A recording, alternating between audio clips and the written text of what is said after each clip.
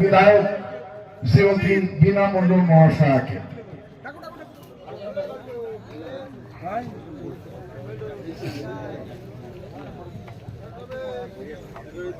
ধন্যবাদ জানাই। আজকের এই পবিত্র রমজান মাস উপলক্ষে আমাদের বনগাঁ সাংগঠনিক সংখ্যালঘু তৃণমূল কংগ্রেসের পক্ষ থেকে এবং স্বরূপনগর বিধানসভা তৃণমূল কংগ্রেসের পক্ষ থেকে বিরাট ইফতারের কর্মসূচি নেওয়া হয়েছে। এখানে সঞ্চালনার দায়িত্বে আছেন আমাদের বনগাঁ সাংগঠনিক জেলার সহ সভাপতি শ্রদ্ধেয় রমেন সর্দার মহাশয়, আছেন আমাদের পশ্চিম ব্লকের অবজারভার এবং পঞ্চায়েত সমিতির সহ সভাপতি শ্রদ্ধেয় নারায়ণ চন্দ্র কর মহাশয়, আছেন উত্তর ব্লকের সভাপতি জিয়াউর রহমান মহাশয়, দক্ষিণ ব্লকের সভাপতি কিঙ্কর মণ্ডল মহাশয়, পঞ্চায়েত সমিতির সভাপতি অনুসুয়া মণ্ডল মহাশয়া, আছেন আমাদের বনগাঁ সাংগঠনিক জেলার সহ সভানেত্রী তেপুল মির্জাপুরের প্রধান সঙ্গীতা কর মহাশয়া, এবং আজকের এখানে উপস্থিত আছেন নারী শিশুর কর্মাধ্যক্ষ টুম্পা সেন মহাশয়া, এবং আজকের সভার সভাপতি ভাই ইমরান হোসেন সংখ্যালঘু, তিনি মাইনরিটির বনগাঁ ডিস্ট্রিক্টের প্রেসিডেন্টও আছেন,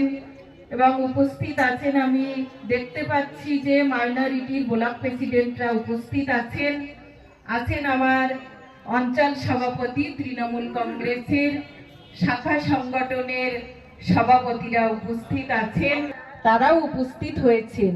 নাম বলতে গেলে অনেকটা সময় চলে যাবে, তাই আমি আজকের এই 21তম রোজা, এই 21তমকে আন্তরিক শুভেচ্ছা, অভিনন্দন, প্রণাম, সালাম জানাই।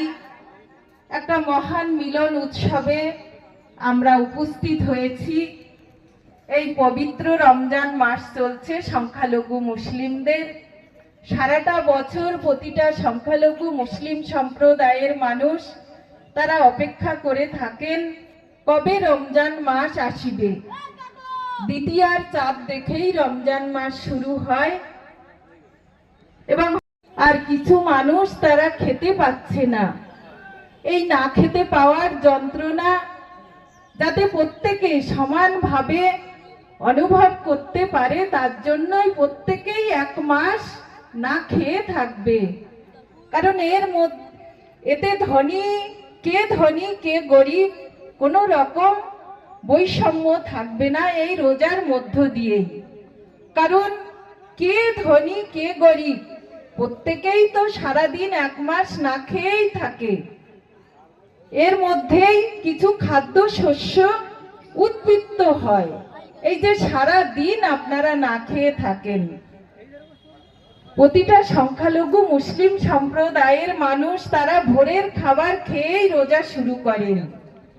সারাদিন রোজা থাকার পরে সূর্য ডোবার পরে যে খাবার আপনারা খেয়ে ইফতার করে থাকেন সেটাই কিন্তু ইফতার। এটাই বৈধ খাবার বা হালাল খাবার বলা হয় কোরআনে। কোরআনে 2 রকম খাবারের কথা বলা আছে। হারাম খাবার অর্থাৎ অবৈধ খাবার, যে খাবারটা আপনারা খান না, হারাম খাবার। আর হালাল খাবার হচ্ছে বৈধ খাবার, যে খাবারটা খেয়েই আপনারা রোজা শুরু করেন। তার উৎসব বলা হয়ে থাকে। ঈদ মানে খুশি, উল মানে উপলক্ষ, ফিতর মানে খুশি করে দান করা, অর্থাৎ খুশি করেই দান করা হয়। রমজান মাসের শেষে আপনারা যে দান করে থাকেন সেই দানকে বলা হয় খেতরা, অর্থাৎ মানুষ প্রতি 2 কেজি গম এবং খাদ্য শস্য তার ভাঙানো খরচ আপনাদের বহন করতে হয়। আর একটা দান আছে, যে দানটাকে বলা হয়, হযরত মুহাম্মদ বলে গেছেন, সেই দানটাকে কি বলা হয়? যাকাত বলা হয়। বছর যে ইনকাম করবেন, সারা বছর যে আয় করবেন আপনি, সেই আয়ের থেকে 2.5% গরিব মানুষকে দান করতে হয়, সেটাই কিন্তু জাকাত বলা হয়ে থাকে। দ্বিতীয়ার চাঁদ দেখেই রমজান মাস শেষ হয়, তারপর দিন যে উৎসব হয় সেটাই কিন্তু ঈদুল ফিতর উৎসব নামেই পরিচিত। তারপর দিন নামাজ করেই যে উৎসব হয় সেটাই কিন্তু অরিজিনাল ঈদুল ফিতর উৎসব। আমাদের হিন্দুদের শ্রেষ্ঠ উৎসব হচ্ছে দুর্গা পূজা। সেই রকম আপনাদের এই শ্রেষ্ঠ উৎসব, বিশেষ করে সংখ্যালঘু মুসলিমদের শ্রেষ্ঠ উৎসব হচ্ছে ঈদুল ফিতর উৎসব। এই উৎসব একটা মিলনের উৎসব। আমরা সাম্প্রদায়িক সম্প্রীতির মধ্য দিয়েই এই উৎসব করে থাকি।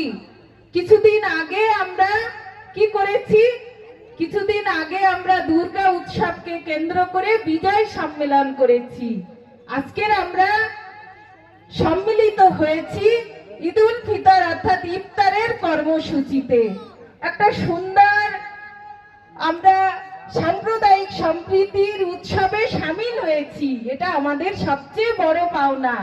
এর মানুষ এখানে বসবাস করি, আমরা কখনো দেখি না কে হিন্দু কে মুসলমান। একটা মিলন ক্ষেত্র আমাদের মধ্যে তৈরি হয়। তাই সময় খুবই কম, বলার অনেকটা ছিল। মমতা বন্দ্যোপাধ্যায় যে সব সময় আপনাদের পাশে আছেন, সাথে আছেন, এটা আপনারা সকলেই জানেন। কিছুদিন আগে আপনারা এই যে বিরোধী দলনেতা শুভেন্দু অধিকারীর বক্তব্য শুনেছেন যে মুসলিম বিধায়ক 42 জন মুসলিম বিধায়ককে তিনি কি করবেন সেটাও আপনারা শুনেছেন। কিন্তু এইভাবে ধর্মীয় মেরুকরণ করে ভোট নেওয়া যায় না। আমাদের পাশে আছেন, সাথে আছেন এবং আগামী দিনেও থাকবেন, সেই দিকে লক্ষ্য রেখে তিনি যে উন্নয়নের ধারার মধ্য দিয়ে বাংলাকে এগিয়ে নিয়ে যাচ্ছেন, তাই আপনাদের বলবো সকলে ভালো থাকুন, সকলে শান্তি বজায় রেখে চলুন।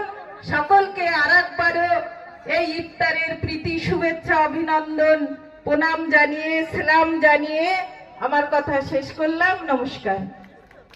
জয় হিন্দ, বন্দে মাতরম। তৃণমূল কংগ্রেস জিন্দাবাদ, মমতা বন্দ্যোপাধ্যায় জিন্দাবাদ, অভিষেক বন্দ্যোপাধ্যায় জিন্দাবাদ।